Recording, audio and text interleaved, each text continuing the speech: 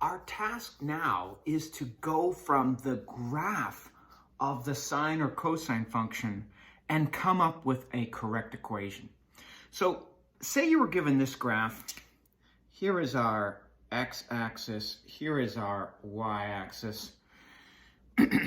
We're told that the graph, or we can see that the graph goes through 0, -1, pi over 2, 5, and pi, -1.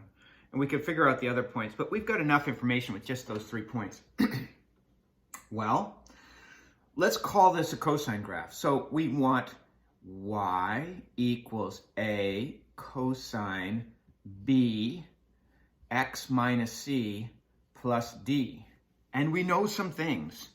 We know that the amplitude A is max minus min divided by 2. So you can see that finally, knowing this formula comes into play here. The maximum function value is 5 minus the minimum value minus a -1 divided by 2. Don't forget, we're going to take the absolute value of that. Will give us 6 over 2 absolute value, which is 3. So our amplitude is 3. What about our midline, D? Remember, D is the average. It's max plus min divided by 2. So I'd have 5, that's the maximum y value, plus a -1 divided by 2. No absolute value here, it's just the average. So that's 4 over 2, or just 2. So right here is our midline, and we're saying that the A value here is 3. And of course, that's down. That tells you how tall the mountain is and how deep the valley is. What about our period? Well, min 0, max 0, min, if I then created my 5-point pattern with, don't forget we're up 2, so when I say 0, I mean 2. Our 5-point pattern shows 1 full cycle from 0 to pi, so our period is pi. We know that period is equal to 2 pi over b. So if I make this substitution and I say, well, if the period is pi, then anytime I see the lambda, I can substitute in pi, multiply both sides by b, and we have b pi equals 2 pi, divide both sides by pi, and we get b is equal to 2. Remember, b is the number of cycles from 0 to 2 pi. So if we have 1 full cycle from 0 to pi, that means we get 2 full cycles from 0 to 2 pi. So it makes sense. So one way to label this equation, or to come up with an equation for this, would be y equals, well, our pattern is min 0, max 0, min.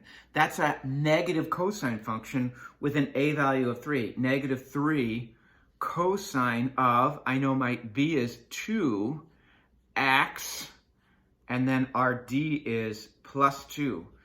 Now we just have to consider our horizontal shift. Well, we're starting right here at 0, so that'd be x minus 0. Now, do you really have to write that? Of course not. So we could simplify this to y is equal to -3 cosine 2x plus 2. And that is a fine equation. And if you graph this in your calculator, you would see it goes through those points. Let's assume that we would like to start this instead of there. Let's start it right there. Right here. No, let's start it here. Maybe it's going to be easier to start it here. If this is pi over 2 and this is 0, then half of this would be pi over 4, comma 2. See, I came up with another point there. If I'm going to consider this a sine function, I'm going to say this is y is equal to a sine b x minus c plus d. So I get everything for free.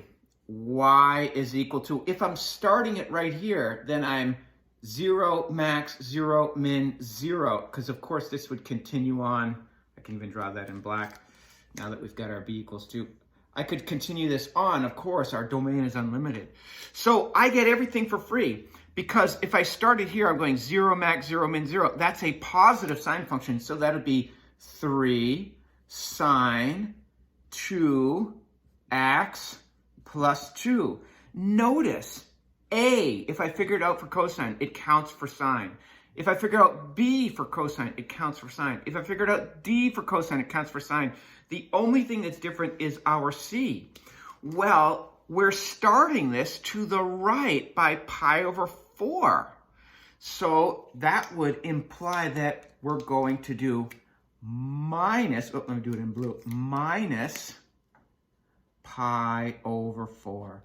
And there is another nice equation for this graph. Now, if you graph this, you'd see it goes through these points that we mentioned. Both of these equations are sufficient or adequate or wonderful for this graph. I just found 2. What if I had started it here at negative pi over 4? Well, then I'd have a negative sine function because it's 0 min 0 max 0. What if I had started it here at the max? Well, then I'd have a positive cosine function with a horizontal shift to the right. So you can see, hopefully, you can see that there are infinite answers. I've just provided 2. Of infinite possibilities, I've just given you 2. Let's consider the same type of scenario with this function. It looks like a sine or cosine curve, so let's go to work on finding our different variables. We know that A is, you can see that, A is max minus min divided by 2. And we're going to take the absolute value of that. So max value is 4 minus negative 4, which is our min value. I'm looking at the function value or the y value, divided by 2, absolute value.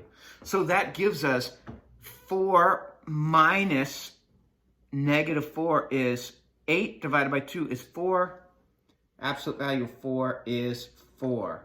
So that's telling us that the mountain, the height of this mountain here, we just found, is that this is 4. That's our A. And the depth of this valley is also 4. That's our A as well.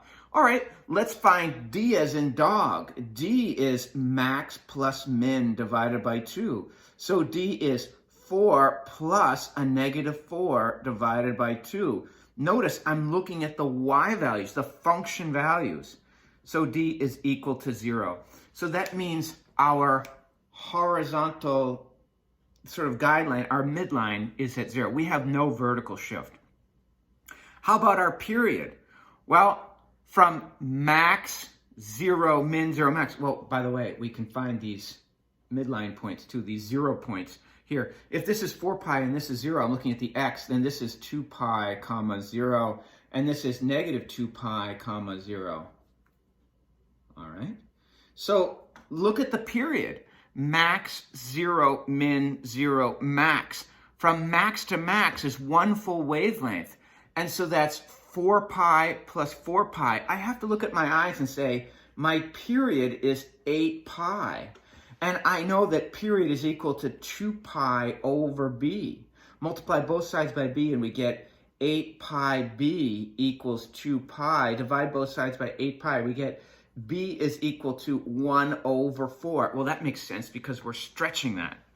So I think we're ready to go. Let's call this a cosine function. So y equals a cosine b x minus c plus d. So we know this is y is equal to, I'm going to start it here, way over here. So I have 4 cosine of b was 1/4 x plus 0 for d. Now, if I start it way over here at negative 4 pi, that means I'm shifting horizontally to the left 4 pi, which means I'm going to put in my plus 4 pi, which says send us to the left. Do I really need to have this plus 0? Negative, Ghost Rider. So there is one possibility. What if you said to me, no, I don't like that one because I don't like to do a horizontal shift. If you start it right here, y is equal to 4 cosine 1/4 x plus 0, what do we have to consider? Well, this is min 0 max 0 min. So we're starting at a min. The only thing we have to do is put a negative there. So there is a cosine graph with no horizontal shift. What if you said, no, let's call it a sine graph. Y is equal to a sine b x minus c plus d. So y is equal to, well, where do you want to start the sine graph? How about right there? Y is equal to 4, I get it for free, 4 sine, I get it for free, 1/4 x plus 0. I get a and b and d for free. I'm starting this one as 0 max 0 min 0. I'm starting it at 2 pi. To the right 2 pi, so that's minus 2 pi. There's a fine, and do I have to really put plus 0? No. So there's a fine answer. What if you said, no, I want to start the sine graph there? Well, that would be y is equal to 4 sine 1/4 x plus 0. Well, I'm starting at negative 2 pi, which means I would say plus 2 pi. But look at the pattern. 0 min 0 max 0. That's a negative sign pattern. So this time I gave you 4 possibilities. Of the infinite possibilities, I gave 4.